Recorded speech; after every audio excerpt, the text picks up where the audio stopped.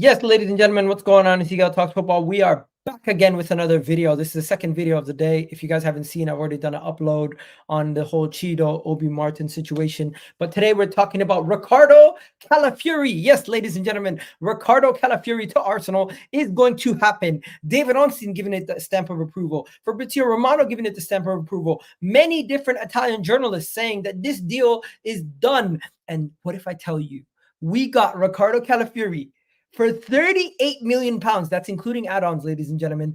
38 million pounds with Edu Masterclass. When I tell you guys this is the Edu Masterclass, the Edu Masterclass. But before we go any further, I need you guys to do me a favor. Hit that like button on the video. Hit that subscribe button while you guys are here. And also, don't forget, I got two wonderful guests for you guys. I got my boy Deo and my boy Gunnar Souls coming through. But before I add them, let's just go. Let's watch the intro. Bye.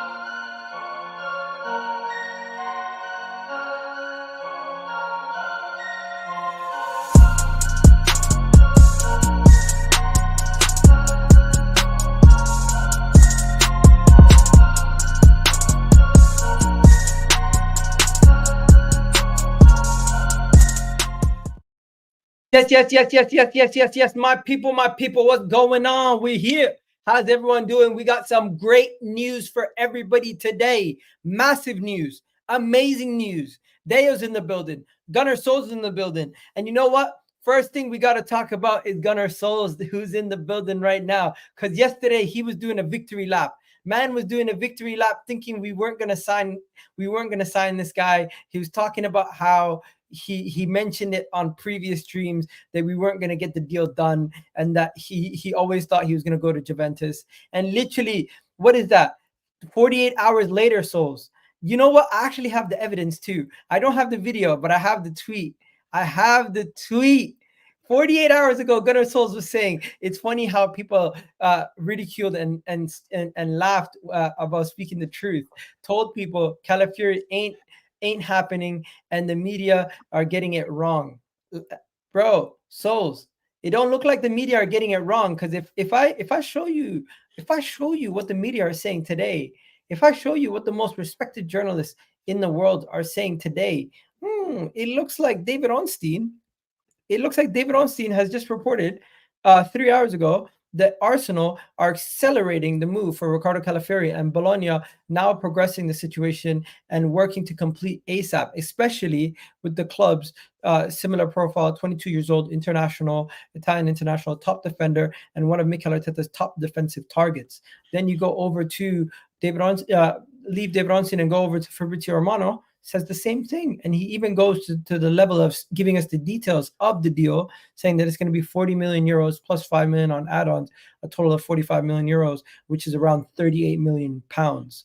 That's much cheaper than what we originally thought we were going to get the player for also. Souls, you're in the mud. How you feel? Or did I make the deal happen? Get out of here. No. But hey, look, hey.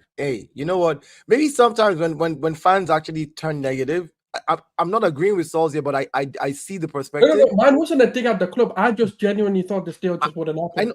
I agree with you. I'm just saying, like, imagine where everybody, like, if you know, like how Edu gets on Twitter or any of these guys get online and they just see everybody saying, like, these guys are useless. They're not going to do anything. It's like me. I'm not going to. You know what? Click the button. That could be it. I'm just messing around. But yo, man, this is exciting. Exciting in a good way, because now our defense is a little more sure. That's all I'm excited about. Young defenders that can all grow together. I'm not saying we have the best defense right now in the world, but we've got a batch of 22. Pretty close. Yeah, but Gabriel is our oldest, the 25, and White. You know, so everybody else 23, 22. You know, Timber 21. Like, this is the type of defense that you will see grow over the next 3 to 4 years, as good as they are right now, which is they're fast, they're strong, they're big, they're energetic, but then the experience will be added over the next few years. And then you begin to see like this really solid defense where they all have 5-year contracts with 1 year extension. That gladdens my heart. So if you're going to come for any of our defenders now, you're not paying anything less than 70-80 million. There's no defender we have in our backline right now, barring Zinchenko and maybe Kiwior, who I say is the backup for Gabriel for me, because that's where he plays. Barring Kirill, every other defender that we have up front, the least you pay is 50 million, maybe Timber. You The know least- what? We're gonna get into the So, financial I'm excited. situation. We're gonna get into the financial stuff and everything in a second. But before we get into all the finance, just initial thoughts. Like Liverpool were after this guy, Chelsea were after this guy, Juventus were after this guy. They all tried to hijack the deal also. But guys, he only wanted to go to one club. He even went to the extent of saying, "My dream is to play for Arsenal. Can you guys just let this happen?" And he kind of helped it. He kind of helped the deal get pushed through. What do you guys got to say about this? Because I'm extremely gassed, and everyone seemed to have already forgotten about Cheeto Obi Martin. No, it's not forget about Chido Obi Martin. Look, Chido Obi Martin is a young kid who, to be honest, we don't have the best academy in the world. We're just restructuring our academy. No. I mean, like everyone was outraged yesterday. Now it seems like that's something like I'm not outraged. That's what I said. Chido Obi Martin, I wasn't outraged about it because I know we don't have the best academy in the world, and we're restructuring that academy. We're literally bringing Pyramid Saka just came back a few years ago. We've brought in people to start working on the academy and kind of spending more money on it to make it better. We're going to lose players and we're going to get players. If you notice, we're buying younger goalkeepers right now, even for the academy. You know why? A lot of our goalies left last season and the season before. We have no youth players in the goal in goal. Brother, it's a throwaway comment. Don't get stuck on it. You know what I mean, though. I know what you mean. I'm saying like it's the emotions, But I'm excited. I'm like, look, honestly, Chido, I don't want to bring Chido Obi Martin's issue into this Calafiori matter. We're not going to talk about that. Yeah, this Calafiori matter was a case of, because it's taken a while, people thought it's not going to get done. That's not how business is done. Not only did it get done, it got done at a good price. It got done before the end of the window closes, which is all that matters. If you get your deals done before the window, we just had our first training and first game. And some players are not even back in the camp yet. They're still resting. And people are like, well, these deals aren't done. And I'm like, just can you be patient? If you get the deal done 1st of July, the players still don't come to training until now. Like, if you get the deal done, get the deal done in March, if you wanted to, bring Calafiori in March before the Euros, he still would not be able to play for you until the season begins. So I'm always excited when it's the end of the season, at the end of the window, and it's done. That's the thing for me. Anything in between, I just monitor and wait. So yeah. I'm just gonna say this. I was slightly skeptical. I was concerned that Juventus were creeping in the background, just waiting for this deal to get done. And what had me nervous was, Bologna would need to speak to Basel. Basel don't want to lower their fee. Arsenal might need to pay more. Arsenal don't want to pay more. Arsenal don't want to agree to pay more. Well, Bologna need to sell. Maybe they sell to a Serie A rival and get a loan with an obligation to buy for later down the line. All this bullshit, and ends up happening.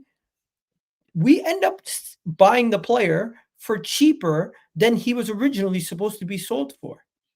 Yeah, I mean, Edu, 10 million less euro. Edu bought the player for 10 million less euros than they originally wanted. They wanted 55. They ended up accepting 45, and then the add-ons was supposed to be 3. We gave them 4. They're happy now. It's crazy. Yeah, but there's also other things in the contract, and I know these contracts are not just as straightforward as we read them out to be, which is probably why they accepted that. Including add-ons. I know. The most you're going to make is 45 million euros. I agree. I'm saying that they could add on, because I haven't seen the full, like what I normally do is I wait to hear what everybody says, and then I try to, like I said, I just woke up on my end here, so I was just reading up on it real quick. I was like, okay, but I'm going to go in depth and literally look at all the fine prints, because sometimes like it's the same way we heard about this Basel 50% with Bologna.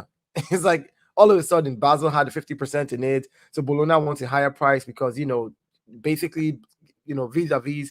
So we might have a sell-on clause as well. I don't know what it is, but Arsenal could have said, we'll give you less, but we'll put a sell-on clause on it. So if we ever sell Calafiori, you will get a certain percentage of it. And Bologna is like, you know what, hey, I'll do that deal for 45, knowing fully well that the capacity to sell Calafiori higher it's better with you guys because he's coming to Arsenal. He's a good player.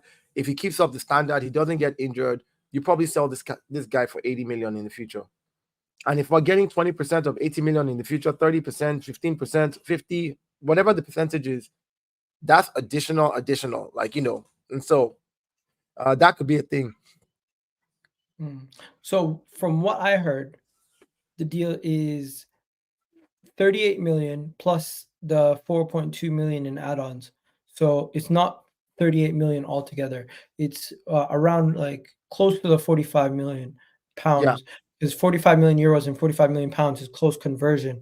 But you get what I'm saying. Souls, talk to me. No, I'm excited. I mean, it shows intent. It shows that, we're not going to be bullied in the market. That's the reality of it. I know a lot of people kind of look. I've never come for the club. I think I let them do their business. I kind of want to evaluate the business that's done at the end of the window, because I feel like doing it midway or as it's opened, especially in a international tournament. Because don't forget, the Copa America and the Euros are on, so it's pretty much like a World Cup summer where everyone's playing. You're not going to get your big targets. We're no longer in a situation where we're looking for the players who don't have that experience, or we're looking for up-and-coming players. We're looking for players who are bona fide and ready to start and ready to win now. Like Calafiori was playing in the Euros, that deal was going to take long to happen. It's the same thing with Williams and Barcelona. Regardless of Barcelona wanting to play the release clause, they still have to wait until the Euros were done. He's back from holidays, etc. So these deals are always going to take time, and now the transfer window has really opened, especially for those top teams that are looking for the top talents, because let's be honest, we want those international players. We don't want players who can't represent their countries anymore, because we're beyond the project where we're looking for those, no disrespect to them, but the Ramsdales, the Benjamin Whites, who are making a name for themselves and they're up-and-coming players, brilliant players, but at the time we bought them, they were the right move then. But now we're looking for those stars. We're looking for those, players with the quality to come in, and yes, they can improve. We can chisel them a little bit and we can mold them a bit, but we're not looking for raw talents anymore. We're looking for players who have quality to come in. And when we look at Bologna, the way that they've always set up and played in their philosophy is similar to the way that Arteta likes to set up as well. It's similar comparisons to when we look at Tomiyasu, for example. The kind of qualities he's going to bring through, his ball playing ability. He's a powerful player. He's someone who's tall, got a good aerial ability. And that's the kind of things that allow us to kind of dynamize the team a little bit and play within the team. Because sometimes what you've got to understand, substitutions aren't always available, and you need to change the game with the players on the pitch. And this is something that can be done. But they do play like a 4-1-4-1. It's kind of like 4-2-3-1 sometimes as well. But yeah, which is different. But I mean, that's on paper. When you actually kind of look at the way they build up and stuff, it's fairly similar to the way that Arsenal like to build up as well. So it kind of molds well with the player coming in and not needing a system transition, but more of a just getting used to the other players in Arsenal. But like Dale said earlier as well, like it mitigates the need to play Zinchenko in those bigger games, because now we've got Tomiyasu, Timbers, Calafiori. Kiwior can also do a job there before we even need to think about using Zinchenko. So we've got defensive solidity in the back and options as well, which is what we need to do. But I feel like now our defense is sorted. We need to now move on to other targets. Okay, just to clarify, what Speak Facts is saying in the chat is actually categorically false. He's saying that Bologna have pulled Arsenal's pants down with 50% sell-on clause. You did not read it correctly. Bologna have to pay 50% of their purchase because they have a sell-on clause at Basel. It's not Arsenal have a sell-on clause. Basel, who they bought the player from, has a sell-on clause. So whatever we pay them, they have to give 50% to them. We don't have a sell-on clause on any of our players. It's Basel who have a sell-on clause from Bologna for Calafiori. See, look, like Igal, I always say this. People like Speaking Facts. I see his post all the time. He's a Chelsea fan. I know, huh? He's a Chelsea fan. I know. You read not to understand. You just read to reply. Like you read what you saw on Twitter, and you're like, I gotta quickly go to YouTube and just go reply some people and quickly type away. That's what you're doing. If you read to understand exactly which is why I said I saw the news and I'm going to go back and look at the fine print and see what else, because Bologna is, if you think about it, they got him from Basel. They wanted to sell him at a high price so that they can make a lot of money, because Basel is taking 50% of whatever they sell him for. I'm sure they put on some type of sell-on clause inside the deal that hasn't been mentioned yet. It might not be a lot, but they know that him coming to Arsenal, if somebody's going to buy him from Arsenal at the rate at which we are, where he's at right now, it's going to be higher, and they're going to make some more money. So they're still going to reach the target that they're looking for. Because Bologna wants, really and truly, I think as a club are looking for like 30 million in their pocket, literally. Because if 50% is going to go to Basel, they want extra to make it at least 30. So it's worth their while. So, but I guess a lot of these cats don't read to understand. They just read to reply. So it's understandable. Yeah, you know what? It's okay. Anybody who has comments in the comment section, please do submit your comments so we can respond. As for now, quick scouting reports. What are we saying? You guys remember last time when we went through the Calafiori with all the left backs, and we went through all the stuff with all the left backs? You guys remember the stuff that we went through last time? Because if you actually look at some of the scouting report stuff with Calafiori, he is clear defensively than Zinchenko and KVR, and offensively he contributes more last season than both of them. I can show you just the sheer numbers before we get into everything, because we kind of have an idea where he's going to play. We all kind of know that he's coming into play and take that left back spot. That's where he's going to be most likely playing. Well, where are we going to put my Timber? We're going to talk about that. We're going to talk about that in a second. I'm as happy as I am about this. We're going to talk about that in a second. I'm upset. Let's look at this first. KVR had 4 goal involvements. Zinchenko had 3, and Calafiori had 7 last year. He led his team in assists, and he was playing center back for a majority of the season. Also, duels. He has a higher percentage in duels, more recovery runs. Understandably so. He's playing as center back half the time, and interceptions are a lot higher also. So not only is he able to get forward, but he's able to play defensively solid. So what Mikel Arteta wants to do is, everyone's talking about you need to score more goals. You need to score more goals. Mikel Arteta is just saying we need to score less. We need to concede less. More clean sheets, please. Forget about scoring 5-6 goals. That's gonna come, but don't let the opponent have a sniff. Which is true, but also using this stat, I mean, I try to be fair. Calafiori has played almost 2,300 minutes as compared to the 1,000 minutes that Zinchenko's played, 1,700, and the 945 Kyria has played. So if you look at the timing, and if you ramp up the numbers for Kyria to 2,000 minutes and look at what he's done in 945 minutes, mathematically he's probably going to do what Calafiori has done, playing in 2,000 minutes. So I don't think it's far from each other. I just think he's a more quality player in that left back. Kyria is a left center back. He's not actually a left back. So I also give him that grace, because that's not your position, but you're just able to play it, which is fair. Zinchenko, on the other hand, haven't played 1,700 minutes. With what he's contributed, I think was poor last season, because people figured us out. They figured out that left inversion, but inverting left back and all that space behind him. They figured it out, and it made him look bad. The season before last, which was 2 seasons ago, he looked brilliant every time he inverted, because teams did not know what we were doing. So I think there's certain teams that will play where we'll need him. Maybe 15 minutes of inverting, because it will totally just change the dynamics of the game and just push back on the, crowd that midfield. But I'm just excited about this signing. I think we now solidly have, like, for me, the best young defense squad, the backline defense squad. I think we have the best young defense squad, left to right, all through right now in Europe. That's how I kind of look at the defenders we have, barring Zinchenko. So yeah. What are you saying, Souls? Talk to me. What do you think about how he's going to fit into this back line? Because I know you guys have all been seeing all the images of the back lines and everything. This is a guy who's put it. In the Serie A, this is a guy who's in like the 89th percentile for defensive actions, aerial duels, 80-something. He's also another tall player being added to this back line. That defense is looking healthy. When I say that defense is looking healthy, you got Ben White, who Saliba, Gabriel, Calafiori. Technically, we're gifted. Height, aerial duels, defensively, plus one-on-one duels. Each one can win one-on-one duels. Talk to us, bro. So look at this. Look at this defense. So look Yeah, at at this least difference. as long as Benjamin White's in our line, I'm fine. I'm happy. See, look, people. Can I say this, Igal, quickly? I know you'd like us to move on. I don't like people sleeping on Benjamin White. I don't like it at all. Like, and that's why I'm glad that nobody's talking nonsense or smack about him online. Like, just please don't, because I will defend him to the end. This guy was literally the most consistent player we had last season.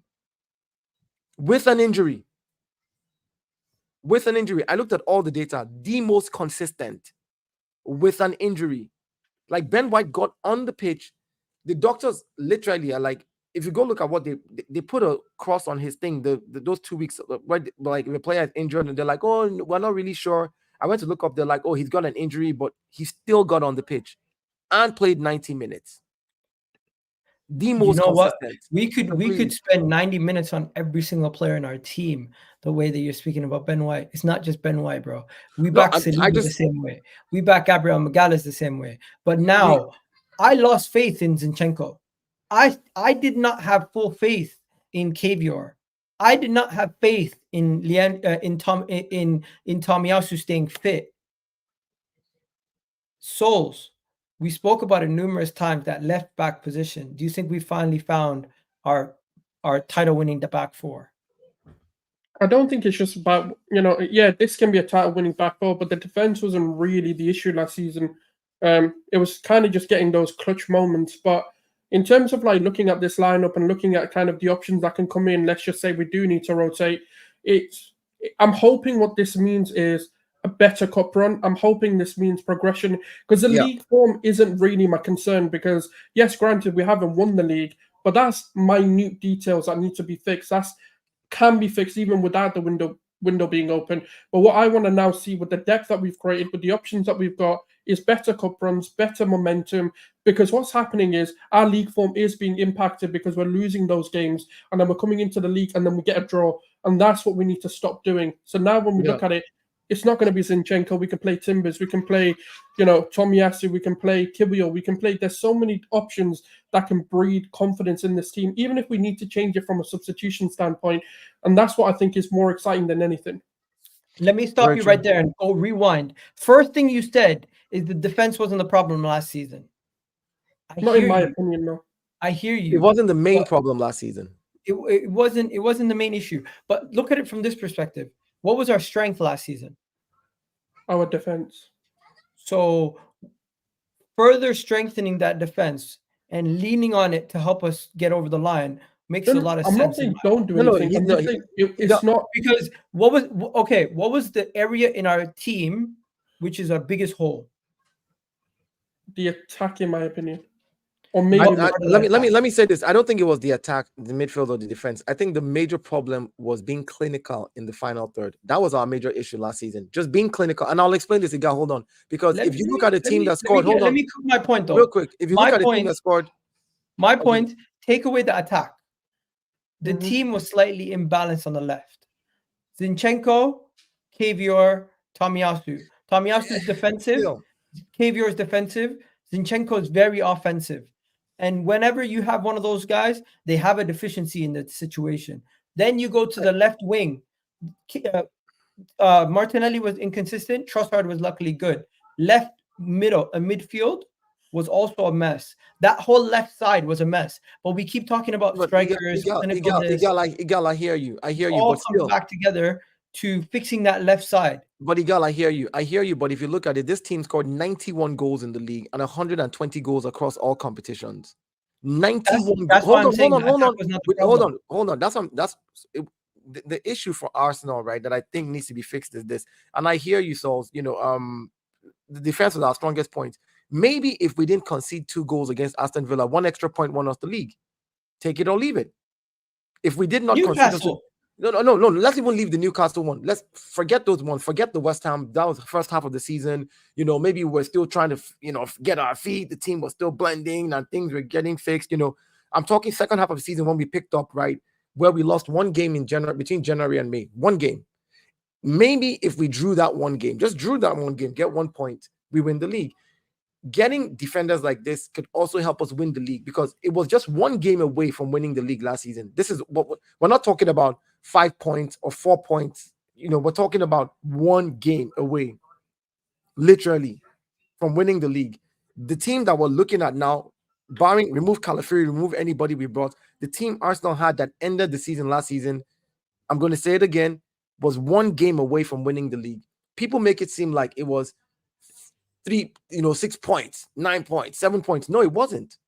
It wasn't. So what you need in the team is same level or better on the squad, so that man for man, maybe Saliba was tired by the Aston Villa game. Then you bring in somebody else. Because these guys tire out. They're not machines. Maybe Gabriel Magalhaes was also tired. He had played so many games. We've been scoring 5-0, 6-0 against everybody, just destroying teams. Playing Champions League, coming back, playing Premiership. These guys, legs were tired. The last 20 minutes of the game, legs are tired. Boom. Aston Villa capitalizes. Boom. Done. Maybe you bring in people then, because that's what you need. You need like-for-like strength across the squad or better. And guess what? Like-for-like pushes each other to be better. Because I know that if I don't play well, he's going to take my position. He's just as good as me. Also, can we just say one more thing? Souls, just because our first signing is a defender doesn't mean we're not going to address the attack. No, I never said that. I know, but a lot of people, their rebuttals to us signing Calafiori is, but you don't need him, or but your defense is not the problem. That's banter. Another one I always hear consistently is, well, if you had Calafiori last year, it wouldn't have made a difference.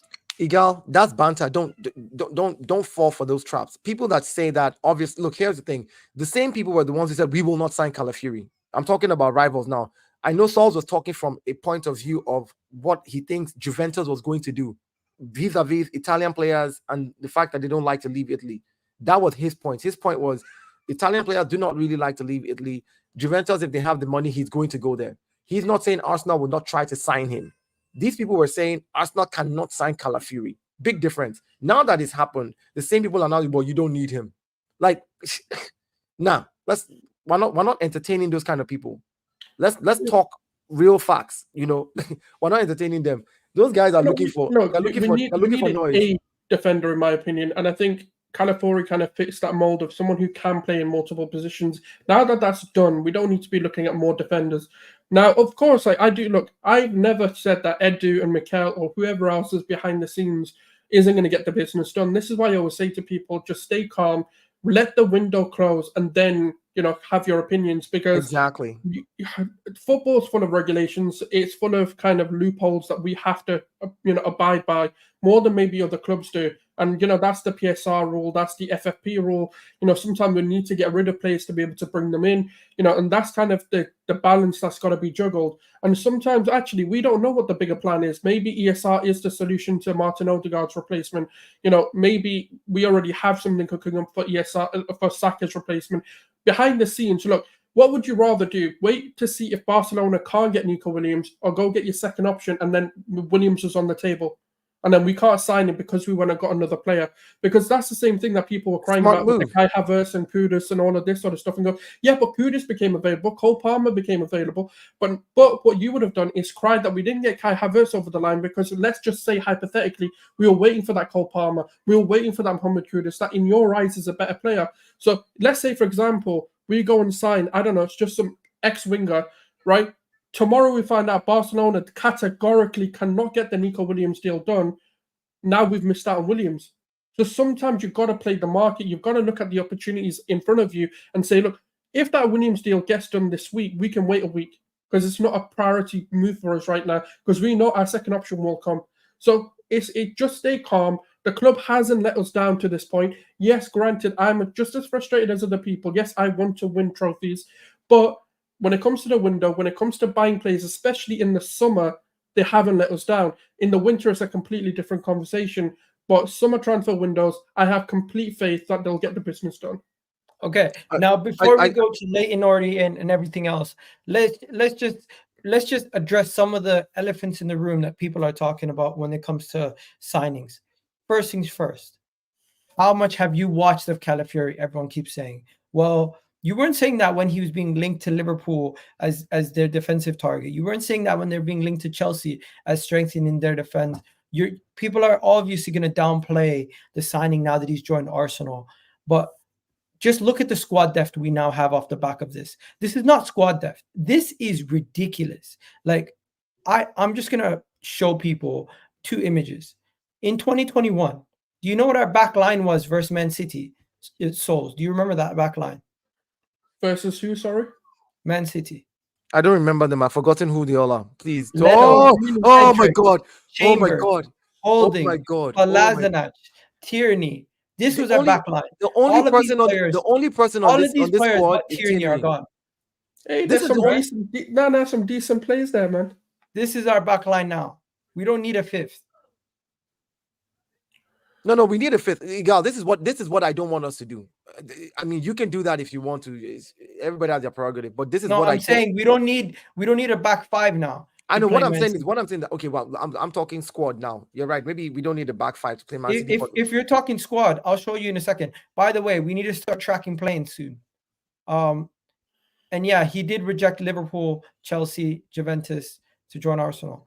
All of that. Listen, all of that for me is personally. This is the next point. This is the next point. This is the point that you're probably getting to. This is the point that you're probably alluding to. Now that we have these 8, most likely one of them might be shifted out also. We also still have Kieran Tierney amongst the ranks. But at this moment in time, we have 3 players who are eligible. Injured, so he's injured for a long time to come. I don't know what happened to him at the Euros, but it doesn't look good anymore. It doesn't look good. It looks like it's long term, and that's just sad because I think that's a talented player right there. Ignore him for a second. Ben White, Tomiyasu, Timber, right back situation. Right center back. You have Saliba, White, Tomiyasu, Timber, and even if you really want to force it, you could play one of the other big left-sided center backs. Left-side center backs. You have Gabriel, Calafiori, Kivior, Timber, and Tomiyasu. Left back, you have Calafiori, Zinchenko, Tomiyasu, Timber, and Kivior. The odd one out to me is Zinchenko, who can really only play one position out of all these positions. We're not going to be looking to move Gabriel or Saliba, but I only put them in their positions because I don't see them playing anywhere but their positions. You know what I mean? Unless there's an emergency, then you're going to have to play Saliba. You have to think about football from profile point of view and the teams that you're playing. Zinchenko will play certain games against certain teams because that's what we require against those teams. That is not something. I think if we could sell somebody, hear me out. That's not something Calafiori can do, or Tomiyasu can do, or Timber can do. As good as Zinchenko. If we could sell one player out of all these players, I would sell Zinchenko. Highest wages and most expendable bench player out of all of them. I hear you on your argument for that, but I will put this across to you. If you then play a team where you need a left back to invert the way Zinchenko inverts, and you put in Timber there or Calafiori and they don't look good, you're going to blame those players. This is why certain profiles, you keep them in a squad. I'll give you another example. I played football, but not to any highest level or whatever, high school, a little bit of college, all that nonsense. Where we don't really, nobody gets to see you shine. But when I did martial arts judo, when you did 7 versus 7 in a team for judo, when you had the 7 versus 7 competitive school versus school, one person from each weight category, we always picked a fighter who could counter the other team's fighter. So if they put their best fighter, we put a fighter who's slower, who will run down the clock against him. Because we knew this guy could not win, but he can run the clock down and this guy will be upset. Eventually, it's going to either be a 3-point win. It's not a knockout. It reduces our chances of losing. Sometimes you need profile players like that in the squad because you're facing certain teams. Those teams might be teams in the FA Cup that we take for granted. All these second division teams. Those teams might be teams in the... So you're saying keep Kivior to play him in the cups? Not just keep them. If we can afford to keep them, why are we getting rid of anybody? What happens? I'm getting rid of Zinchenko. Listen to this, right? Calafiori, Timber last season had an injury all season, right? Fingers crossed it's not going to happen. Knock on wood, nothing happens to any one of them. Calafiori was injured from 17, 18, 19 or something for like two seasons. He just got out of that injury. He's 22 now. All right, let me stop you right there for a second. People in the chat, there's a poll. Who would you sell out of these guys if you would sell somebody? Souls, what are you saying? I don't think we need to sell. I think this is the perfect balance and depth that we need. If we sell one, I feel like the depth is going to weaken. So for me, just keep them as it is for this season, especially when we want to compete on all fronts. You know, it's about profiles make matches as well. And when you look at Mikel's interview that he recently done as well, you know, he says he prepares for the team that he's going to play. So this is what you need. You need that unpredictability. Now, having, for example, let's take Zinchenko out of it. It's fairly obvious what we're going to do. So And it you would becomes a sell lot more Zinchenko, predictable. I wouldn't sell any of them. but if you did have to get rid of one, it would be Why? Zinchenko. For me, Why no. would I need to get rid of one? There's not enough to get rid of one. Then am I allowed to buy one? Probably not. You're right. So I'm Like, not selling. if Because for me- Saliba gets injured, who's going to cover for Saliba?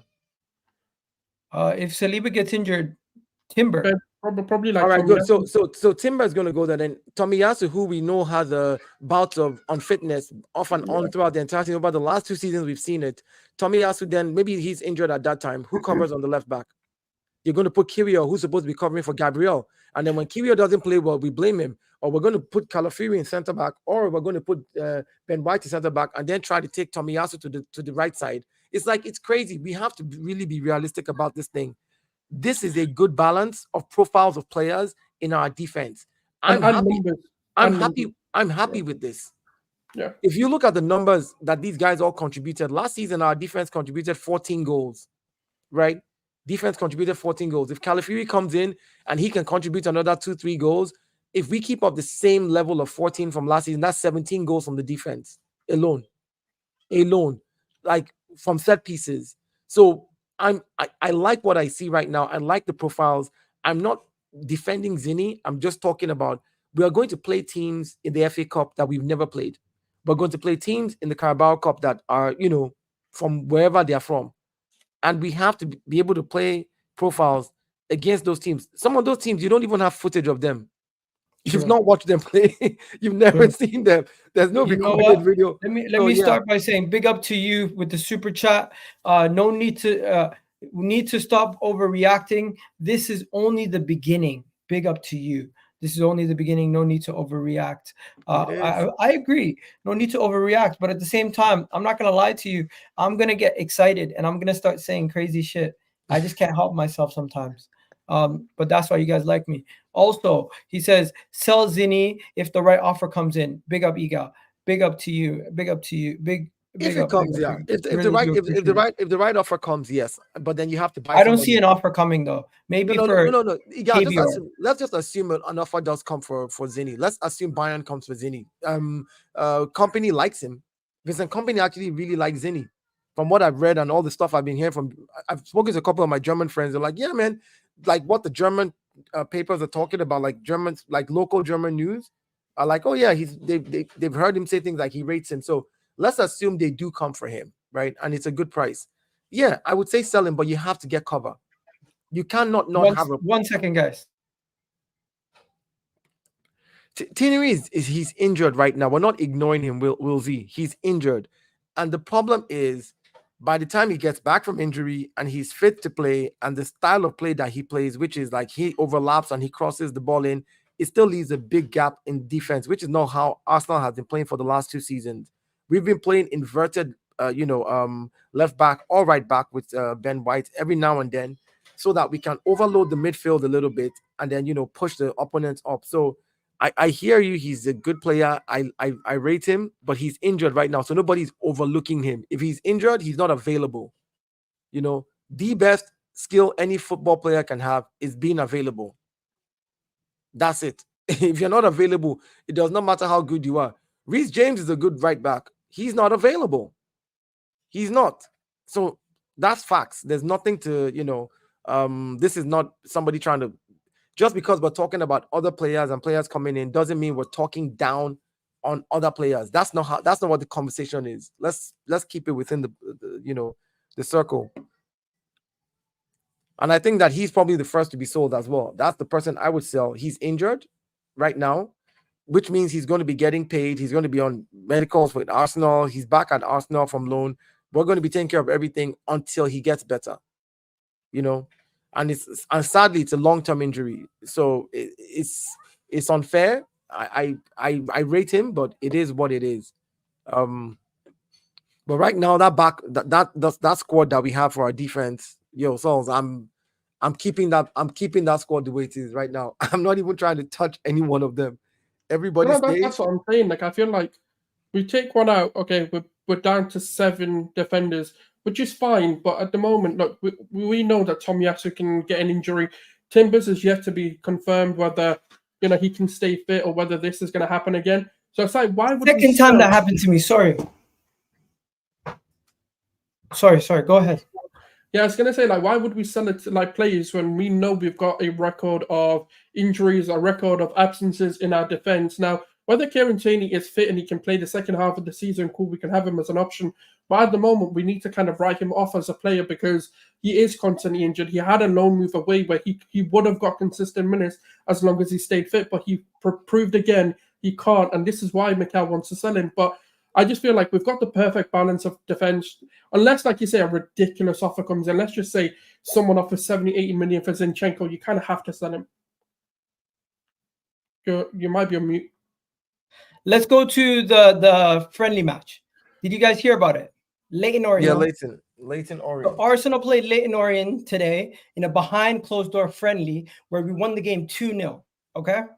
In this game, by the way, Not good enough. Yeah, Gabriel Jesus, bro. It's better than losing to Watford. No. We should have been winning like 7-0 minimum. Arteta out for this nonsense. What happened to 9-0? People are gonna start believing you. What happened to 9-0? What is this nonsense? Well, don't feed into the YouTuber stereotype. Anyways, the goals came from Gabriel Jesus and Emil Smith Rowe, right? We beat them. Scored. The people who played in this game. Let me go to the players who played. As you can see here, the team was Ben White, Karl Hein, Timber played center back. Omar Rekik is still there. I didn't realize. Then you had Lewis Skelly played left back, by the way. Inverted left back. Thomas Partey, Odegaard, Reece Nelson, Vieira, Jesus, and Eddie Nketiah. So that means Smith Rowe scored with the second unit. Interesting. Nice. My baller. Come on. Smith Rowe came and scored with the second unit after he came on in the 45th minute. Gabriel Jesus played 60 minutes. It's good to see Timber played 45 minutes. Oh, Patino played 46 minutes as well. Ethan Nawari got another 20. He got 30 minutes also. 60 minutes for Reece Nelson. Patino played half the game. Thomas Partey played half the game. That. Interesting. I like that. But what I wanted to show you guys was actually what the team looked like, because the team setup was very interesting. The way that they set up the team, it was inverted left. They used the inverted left back and they played Lewis Skelly there. That means Lewis Skelly, they might be training him to be another left back for us in the future also. So let me just show you what this would have looked like. This is what it would have looked like in game. The way that they set up. They set up with Eddie Nketiah up top, Jesus on the left or on the right, whichever way you want to put it. Eddie Nketiah up top, Jesus and Nelson, switch them around. Odegaard, Vieira, you can switch them around if you want. White, Timber, Heaven, and Lewis Skelly as an inverted left back. Very interesting. I think usually for me, I rate the first game of preseason, these type of closed door games, as a fitness thing. I think they try to get players to get. It's not a surprise that he's putting him there, though. No, it's not. It's not. So this is where I look at it as the fitness and just testing now to see who plays where and how they fit in. So based on this, he may have played very, very well in left back and inverted well, but his skill set might be better off somewhere else. And they're like, you know what? We just wanted to see how you look here. The data shows that you can play that role too, which is good enough. And we can just keep that in the cooler, knowing fully well that we have you in case something happens, to be able to step into that role, which I think is a brilliant thing to do. Timber playing. What are you saying, Souls? Yeah, no, I mean, look, the friendlies are a difficult one, especially the first one. Behind closed doors, like Dale said, it's a fitness test. It's just to try things out. I have seen a lot of people who follow the academy quite intensively say that Lewis Skelly could actually be a left back that can invert in. So it's quite interesting to see it happen whilst people were speculating that this is something that could happen. But I'm hoping that highlights or something comes out on the game, because I'd like to just see how we set up and how we played. Because one thing that I've always said is Odegaard moving to the left-hand side would actually make the team better, but we'll see if that's a future thing or not. Yeah, it's behind closed doors, so the likelihood of them giving us highlights is not going to happen. They have done it before, because we've got the Watford coach.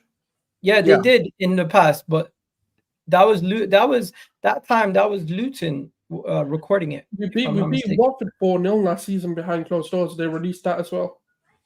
All right. I think they usually record it, and later on they release it. They normally release it, and you'd be able to find clips everywhere eventually.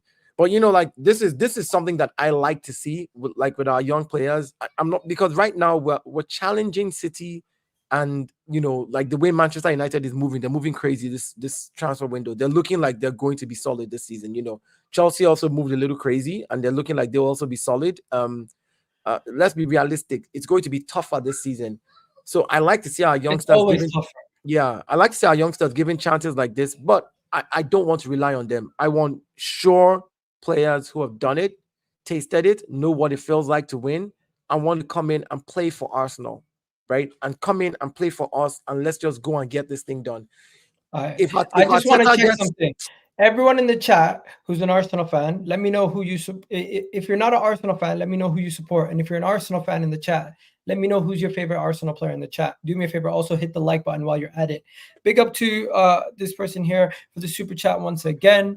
I really do appreciate it. Next season, I want to see Mikel Arteta rotate more. Jesus will be firing. If we get Williams, will good for both sides, and can I call the show and chime in?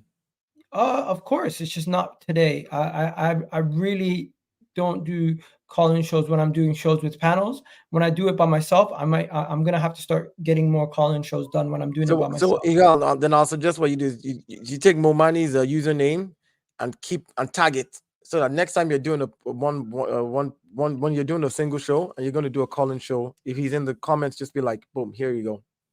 Yeah, 100%. Definitely. So I do see. I will do a call-in show though, 100%. Just not today. Also, talking about what he was talking about with Nico Williams, guys. Nico Williams not going to happen.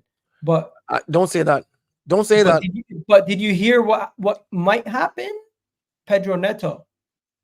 Don't say that. Don't say the Nico Williams is not going to happen.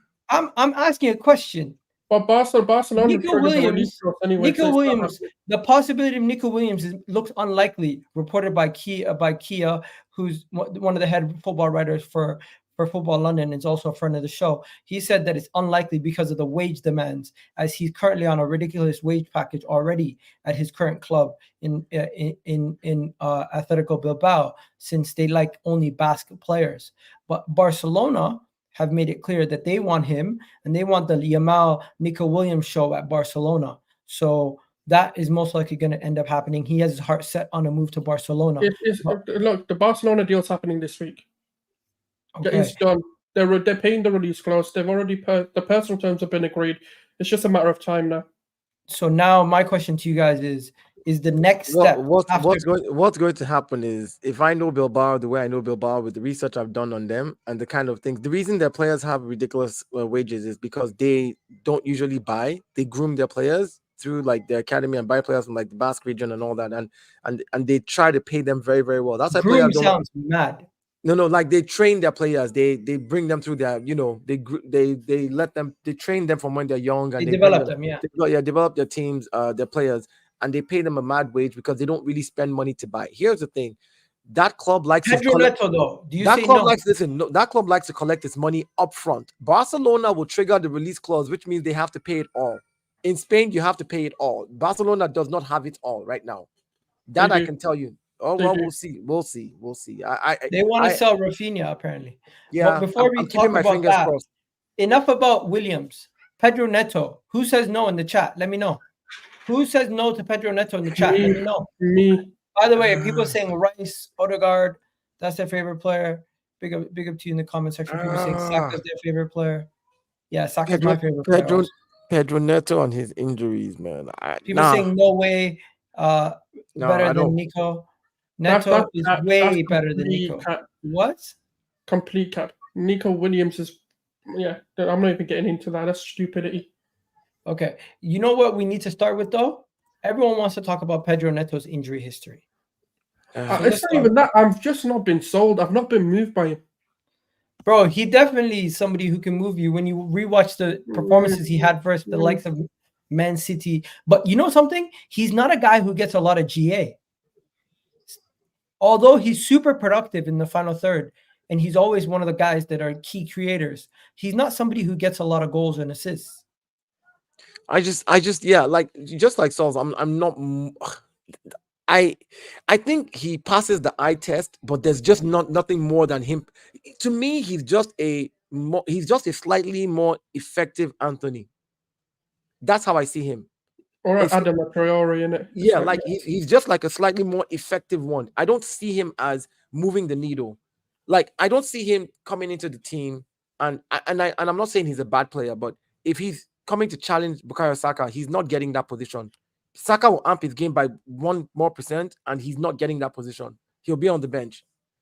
Like so for me, and if Martinelli can replicate his 2 seasons ago, his form from 2 seasons ago, not last season, and you bring somebody to challenge him as well, and he amps it up by a couple of percentages, he's good. He doesn't get into the left wing too. If we're going to get somebody, it has to be somebody who is going to challenge these two people and make them be on their toes or displace them and put them on the bench. I want a right winger or a left winger who is going to come and put Saka on the bench. That's what I want. That's to tell you the levels that we should be looking at. So, yeah, Pedro Neto for me is a no. Personally, we already have a right winger. So we already have a right winger that can give Saka rest. I don't want rest. I want somebody that can displace him. I want Saka to realize that he needs to go like 2 levels higher. Wait, who's this player you got? I'm just curious now. Jesus. Oh, no. Yeah, for rest. If you say for rest, yes, I hear you. Jesus can fill in for a game or two. Yeah, I hear that. But I don't want Saka to feel like he's the only person on the right. And I also don't want Martinelli. Like Martinelli already knows that Leandro Trossard will come in for him halfway through a game if he's not playing well. And Trossard will do the business. He's very technical. So on that left side, we might need to show up a little bit more. But at the same time, on the right side, if I'm going to get a right winger, I really, really want somebody who Saka sees as a threat. Like a full-on threat to his position. Which means Saka feels like they can bench me for 5 games because of the way this person is playing. You will see the difference in how these guys will perform. You know, I'm not saying Neto's a bad player. I'm just not moved by him. I just don't. I think this is a 2 seasons ago Arsenal signing. I feel like we're beyond a Neto signing now. That's all it is. I think he's a I don't know. He's just not a person that's going to win me the title. You know who we've been linked to? We've been linked to Rashford, Nico Williams, Xavi Simons, Pedro Neto. Pedro Neto's on the bottom of the list due to injuries. No, I just haven't been moved by it. I just feel like we've got enough Netos in this team. Would you rather get Rafinha? No. Like, see, here's the thing. I need a player, right, who can win you a game. Like, and I mean bona fide win you that moment. And that's why I wanted Rashford. What about Eze? Eze is a good option, but he doesn't displace anyone. No, what he does is he plays the left. The only other but Igal, rotation. Rotation for Odegaard also. Rotation is good, Igal. But what I'm talking about is if you look at the Man City team, a lot of Man City players know for a fact their position is not secured, except for a couple of players on that team. Like they know that Pep can, like whoever is on the bench can replace them man for man, skill for skill, tech for tech. They know that. That's what I want. Like I don't want Eze. Eze is not displacing Odegaard. Eze is he's going to be good to fill in if Odegaard needs to rest and do the business, but he's not. Find me somebody that can displace Odegaard. Let Odegaard know that his captaincy is okay, so let's go get Danny Almo then. That's what I'm talking about. That's what I'm talking. These are the kind of players like, see, people who have experience, who are there 27, 28, they've done it, they're good. You're sure that when this guy gets there, regardless, if he plays a couple of games, you will see the big difference. Those are the kind of players I'm looking for.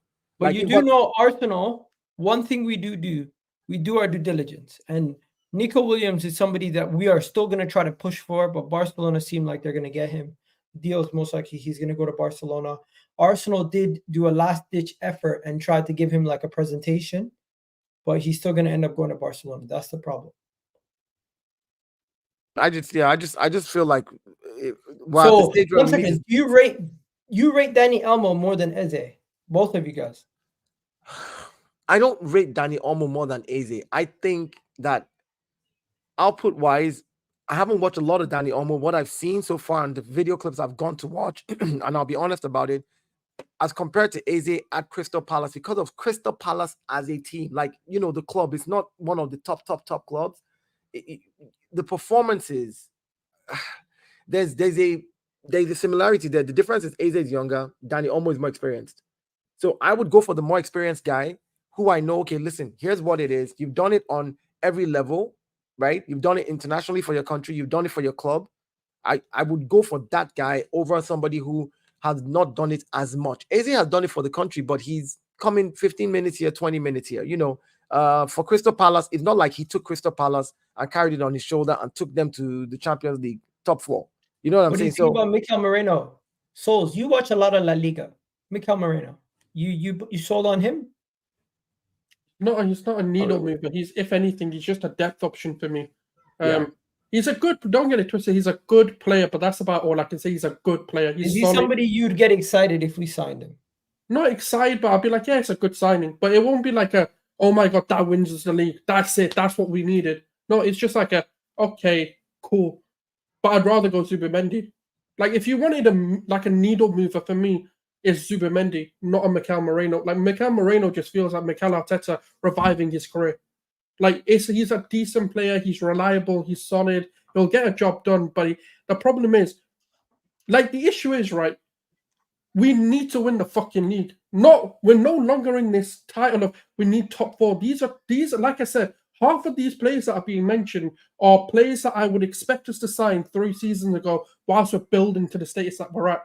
Now that we're a league, we've got to get the Elmos, we've got to get the Rafael Leaos, we've got to get the Nico Williams, we've got to get those bona fide, experienced, superstar aura players that have that aura, that can win you the goddamn game. Because the problem in this team, right, including Martin Odegaard, we don't have enough game winners. And I mean just solely their job is to win you that game. If the chips are against you, like, this is why I said even Rashford makes sense to me, because he's a bona fide, single-handed game winner. And but but that's the difference between how Arteta is setting up the Arsenal team. We don't do the bona fide game winners. The reason is football is changing. And if you look at it, right, hold on, hear me out. No, those bona fide game winners might work in Spain, might work in Italy.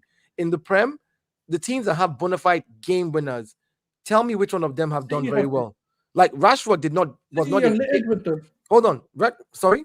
City are absolutely littered with them. KDB is a game winner. No, hold on. Rodri's a game winner. Hear me out. Which is exactly what we are also doing. We are building people in the squad who eventually, it took City how long? It took Pep how long to build this squad that have these game winners?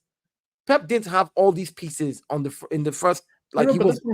What I'm saying is, for me, the Nico Williams and co are not our game winners. Those are just big names. Big names that are big names that are playing very well right now and look very well. When you come to the Prem, it's a different ball game. Yeah, but they won a couple that way with them. Hold on, we saw Erling Haaland do it in the first season, and in this last season, even though he still scored a bunch of goals, we saw how he looked in this last season. The Premiership is going to take its toll on some of these people.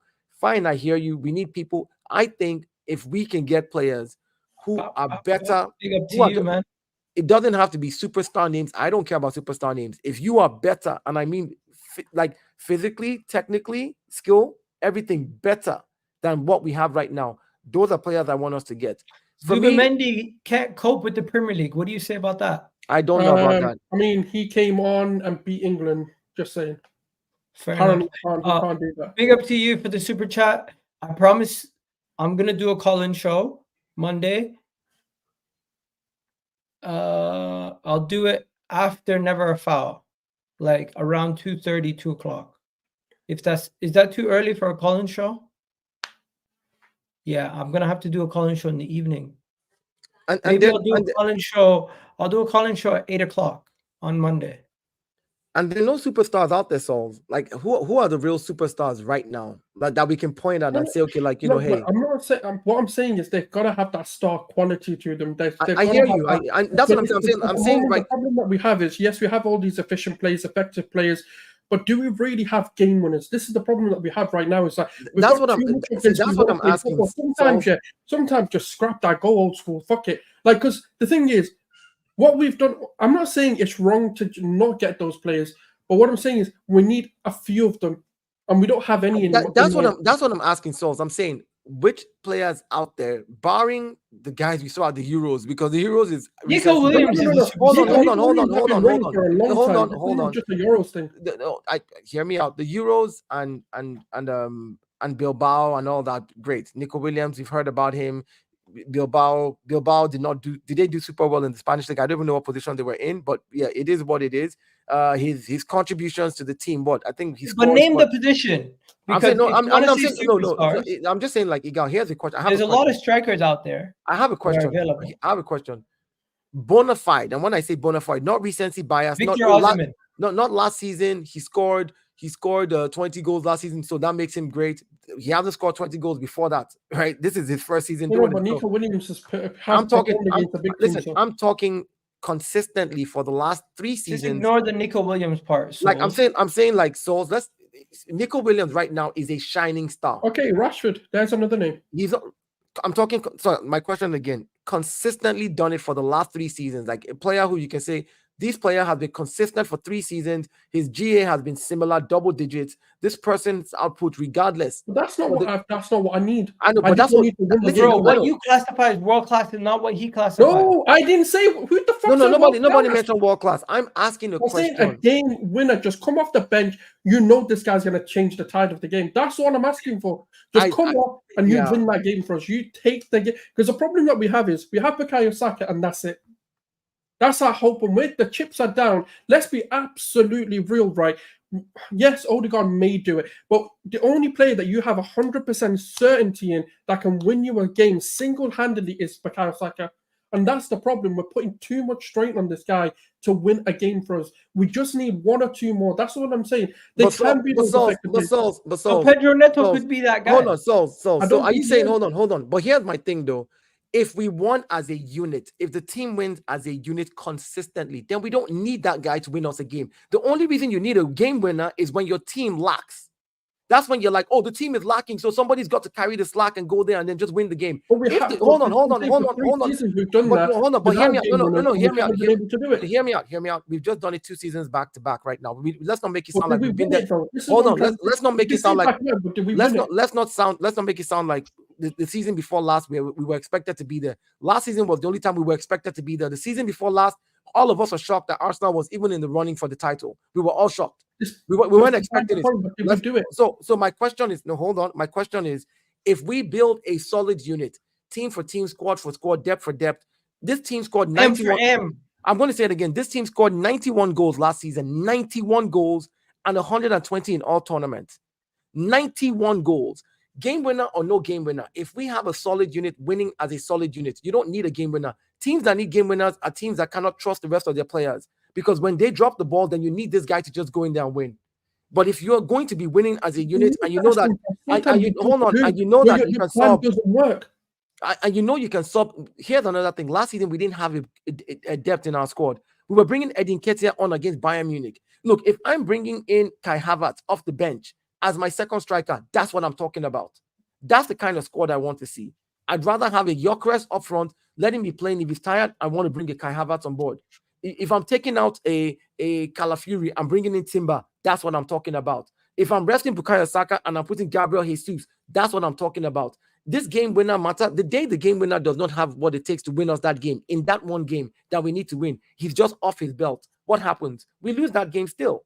Yeah, but even the Kai Havertz can have that as well. I know, which is why I said, which is why I said a replacement for him that is just as good or better coming off the bench is what I'm talking about. Squad depth for me makes more sense. I am gonna wrap it up here. I'm sorry. I woke up very early today and I'm gonna take a midday nap. I'm getting old now. But yeah, everyone, I really do appreciate you guys joining us today. I think Manchester United are live right now, and Staffy's going to be live for a watch along, so you guys can go check them out. Pick up everybody in the comment section. I really do appreciate it. And I will be back. What's today? Saturday. I'll be back Monday at 8 o'clock. And if there's any news, I'll be giving you guys an upload. Big up Deo. Big up Souls. Big up everyone in the comment section. And of course, big up to my man for all the super chats. I really do appreciate all the super chats. You're helping the channel grow. And I really do appreciate everything. I will make sure I do a call-in show on Monday just for you guys. And big up, guys. We're out of here. Peace. Love.